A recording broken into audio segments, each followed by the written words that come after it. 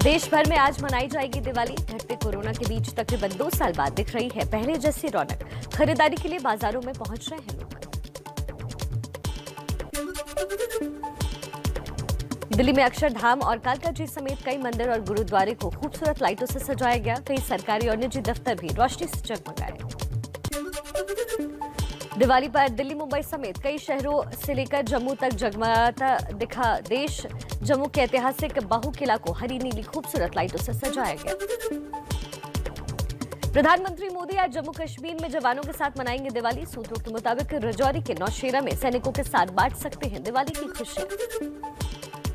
PM Modi के दौरे से पहले सेना प्रमुख एमएम नरवणे ने नौशेरा इलाके का हवाई दौरा किया। एलओसी के फॉरवर्ड लोकेशंस पर सुरक्षा का जायजा लिया।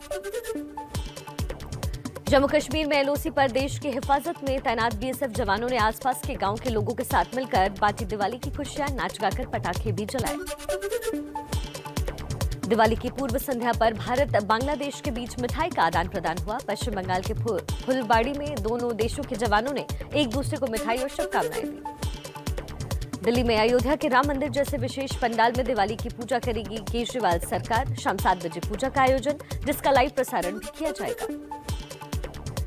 एमपी के सीएम शिवराज सिंह चौहान आज कोरोना की वजह से अनाथ हुए बच्चों के साथ दिवाली मनाएंगे। अपने घर पर बच्चों को खाना खिलाएंगे, पूरा दिन साथ बिताएंगे। यूपी के सीएम योगी आदित्यनाथ इस बार भी दिवाली अपने गृह जिले गोरखपुर में ही मनाएंगे। वन टांगिया गांव पहुंचे, वहां के लोगों के साथ दिवाली की खुशियां बांटेंगे।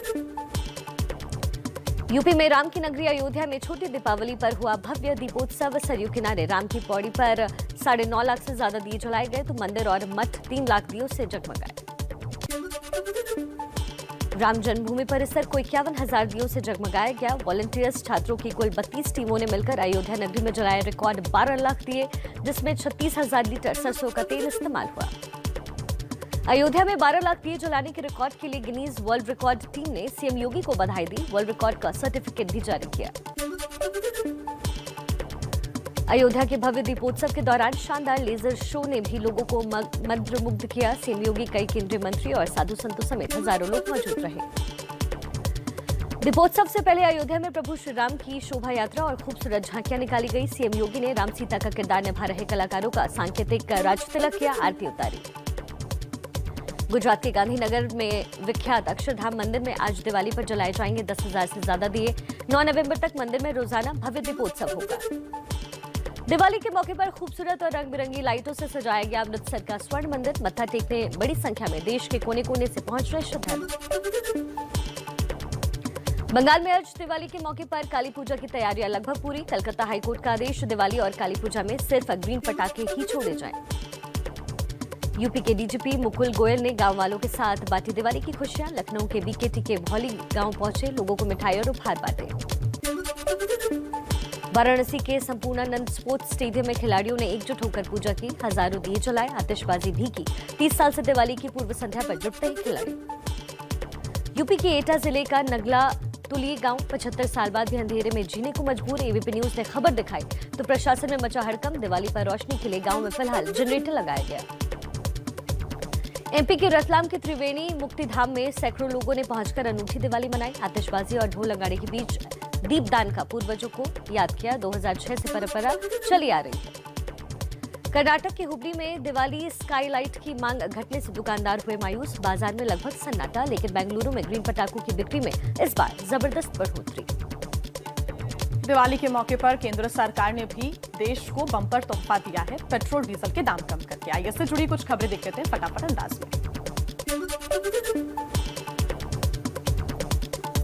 केंद्र सरकार का देश को दिवाली का बड़ा तोहफा, पेट्रोल और 5 रुपए और डीजल पर 10 रुपए एक्साइज ड्यूटी घटाई है। घटे दाम आज सुबह से लागू। केंद्र ने राज्यों से भी वैट कम करने को कहा है। केंद्र सरकार के बाद गुजरात, असम, मणिपुर, त्रिपुरा, गोवा और कर्नाटक सरकार ने भी उठाए कदम। पेट्रोल डीजल पर 7 रुपए अतिरिक्त छूट देने की घोषणा की। केंद्र के बाद अब यूपी सरकार ने भी दी जनता को राहत। पेट्रोल पर 7 रुपए और डीजल पर 2 रुपए की अतिरिक्त छूट दी। उत्तराखंड सरकार ने सिर्फ पेट्रोल पर 2 रुपए वैट कम किया है, तो बिहार सरकार का पेट्रोल पर 1 रुपए 30 पैसे और डीजल पर 1 रुपए 90 पैसे वैट कम करने का ऐलान। पेट्रोल डीजल की कीमत में कटौती पर कांग्रेस का बयान। कहा, सरकार ने एक्साइज ड्यूटी में कटौती दिवाली की वजह से नहीं बल्कि उपचुनाव में मिली हार की वजह से की है। इससे कोई राहत नहीं मिलेगी। एक्साइज ड्यूटी घटाने पर रणदीप सुरजेवाला का भी ट्वीट लिखा, टैक्स जीवी सरकार को सबक सिखाने के लिए देशवासियों को बधाई। वोट की चोट ने बीजेपी को सच का आईना दिखा दिया। तेल की कीमत में कटौती पर बोले लालू प्रसाद यादव, पेट्रोल डीजल की कीमत घटाना एक नाटक है, इससे क्या राहत मिलेगी, कुछ दिनों बाद फिर बढ़ेंगे दाम। बिहार में विपक्ष के नेता तेजस्वी यादव का तंज, बोले जब 70 रुपए पेट्रोल था तब बीजेपी के लिए महंगाई डायन थी, अब 100 के पार है तो महंगाई महबूबा हो गई है। सीएम अरविंद केजरीवाल का दिल्ली बाजार पोर्टल बनाने का ऐलान। कहा, पोर्टल दिल्ली का वर्चुअल मार्केट होगा, दुनिया भर में कहीं से भी दिल्ली का लोकल सामान खरीदा जा सकता है। दिवाली की पूजा से पहले दिल्ली की हवा हो गई है जहरीली। कई इलाकों में हवा की गुणवत्ता का स्तर खतरनाक स्तर के पार पहुंचा। आईटी और आनंद विहार में सबसे बुरा हाल। दिल्ली एनसीआर के लिए अगले 48 घंटे क्रूशियल हैं। पटाखे ज्यादा चले तो और भी ज्यादा जहरीली हो जाएगी हवा। अगले 3 दिन तक तेज हवाएं चलने की भी संभावना नहीं है। हरियाणा के फतेहाबाद जिले में धान की पराली लगातार जलाए जाने से जहरीली होती हवा। दिल्ली तक 68 किसानों के खिलाफ कार्रवाई कर 1,87,000 का जुर्माना वसूला गया। दिवाली पर राजधानी दिल्ली पर मंडरा रहा है आतंकी हमले का भी खतरा। भीड़भाड़ वाले बाजारों को निशाना बना सकते हैं आतंकी। खुफिया एजेंसियों के अलर्ट के बाद कड़ी सुरक्षा, हर हरकत पर नजर। प्रदूषण बढ़ाने वाले और सेहत को नुकसान पहुंचाने वाले पटाखों पर सुप्रीम कोर्ट के बैन के बाद कई राज्यों में सिर्फ ग्रीन पटाखे बेचने की मंजूरी मिली। प्रशासन की बाजारों पर कड़ी नजर। बैन और सख्ती के बावजूद प्रतिबंधित पटाखों की चोरी छिपे बिक्री का एबीपी न्यूज ने किया पर्दाफाश। दिल्ली एनसीआर में चंद मुनाफे के लिए सेहत से खिलवाड़ करने वालों का चेहरा उजागर किया। दिल्ली में प्रतिबंधित और अवैध पटाखों की बिक्री के खिलाफ पुलिस की मुहिम जारी। कल 879 किलो अवैध पटाखों के साथ सदर बाजार से एक आरोपी को गिरफ्तार किया। बंगाल में भी प्रतिबंधित और अवैध पटाखों के खिलाफ सख्त मुहिम। दुर्गापुर के बाजारों से भी 4 लाख के अवैध पटाखों के साथ 3 लोगों को गिरफ्तार किया गया। एमपी के मुरैना में छोटी दीपावली पर पटाखा दुकानों में लगी भीषण आग। कई दुकानें जलकर खाक। 5 लाख रुपए के नुकसान का पटाखा दुकानदारों ने दावा किया। दिल्ली में 7 नवंबर को बीजेपी राष्ट्रीय कार्यकारिणी की बैठक। पीएम मोदी पार्टी नेताओं को संबोधित करेंगे। अयोध्या के रामकथा पार्क से सीएम योगी का हमला। कहा, 2 नवंबर 1990 को अयोध्या में चली गोलियां। अब कार सेवकों पर गोली नहीं, फूलों की होगी वर्षा। दीपावली पर यूपी के सीएम योगी का बड़ा ऐलान। मुफ्त राशन की योजना होली तक बढ़ाई गई। अंत्योदय कार्ड धारकों को राशन में गेहूं, चावल, दाल, तेल और नमक के साथ चीनी भी मिलेगी मुफ्त। अंसारी से मुलाकात पर एबीपी न्यूज से बोले ओम प्रकाश राजभर। कहा, मुख्तार अंसारी से चुनाव लड़ने पर चर्चा हुई है। कोर्ट जब तक मुख्तार को दोषी करार नहीं देता तब तक वो निर्दोष है। यूपी के डिप्टी सीएम दिनेश शर्मा ने मुख्तार अंसारी से ओम प्रकाश राजभर की मुलाकात पर निशाना साधा। कहा, चुनाव आते ही अपराधी सामने आने लगे हैं, लेकिन हम कानून व्यवस्था बनाए रखेंगे। उत्तर प्रदेश के मंत्री अनिल राजभर का ओम प्रकाश राजभर पर बड़ा हमला। ओम प्रकाश राजभर को असलम राजभर का नाम दिया, बताया माफियाओं का दलाल। बाहुबली मुख्तार अंसारी से राजभर की मुलाकात को लेकर बीजेपी का अखिलेश यादव पर निशाना। कहा, अखिलेश यादव मुख्तार अंसारी को राजनीतिक संरक्षण देने का काम कर रहे हैं। यूपी में चुनाव से पहले तीखी होती बयानबाजी। एसपी के सांसद एसटी हसन बोले, बीजेपी पाकिस्तान में एक शाखा खोल ले, क्योंकि जिन्ना का गुणगान पहले बीजेपी के वरिष्ठ नेता लाल कृष्ण आडवाणी कर चुके हैं। अखिलेश यादव और चाचा शिवपाल यूपी चुनाव में आ सकते हैं साथ। सैफे में बोले अखिलेश, चाचा का सम्मान होगा, उनके दल को साथ लाने का काम करेंगे। पंजाब कांग्रेस के अध्यक्ष नवजोत सिंह सिद्धू ने कैप्टन अमरिंदर पर फिर निशाना साधा है। बोले, अमरिंदर ने रेत माफिया को रोकने के बजाय बढ़ावा दिया। चलिए कुछ और सियासी खबरें पहुंचाते हैं तेज रफ्तार। पंजाब कांग्रेस के पूर्व प्रभारी हरीश रावत का अमरिंदर सिंह पर हमला। बोले, कैप्टन बौखला गए हैं। 80% विधायक उनके नेतृत्व में चुनाव नहीं लड़ना चाहते थे। बिहार के सीएम नीतीश कुमार का लालू यादव पर निशाना। कहा, लालू का जादू अब नहीं चलेगा, वो सिर्फ परिवार की सोचते हैं, हमें जनता की सेवा करनी है। बिहार के कटिहार में मंच की सीढ़ी टूटने से बॉडीगार्ड समेत नीचे गिरे डिप्टी सीएम तारकिशोर प्रसाद। कटिहार में एक कार्यक्रम के दौरान हुआ हादसा, वीडियो हुआ वायरल।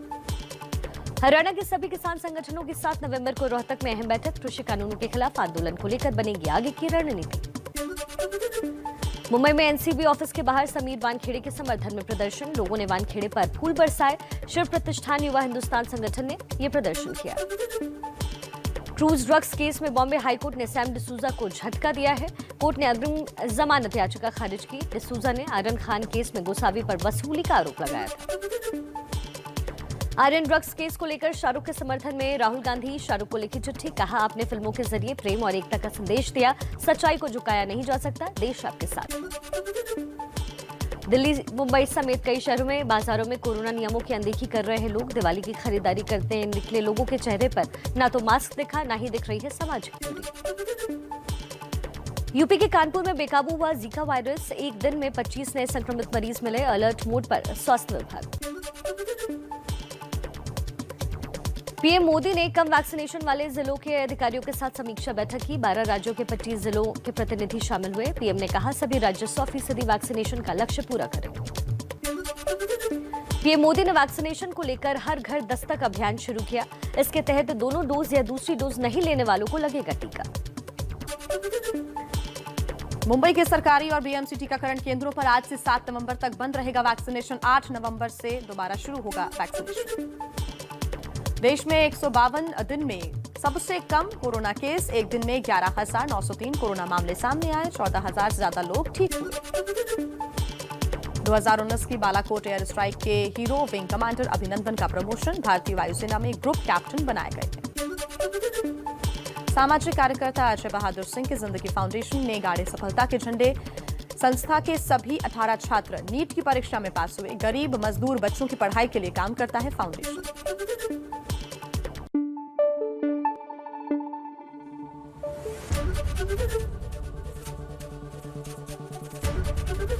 एबीपी न्यूज आपको रखे आगे।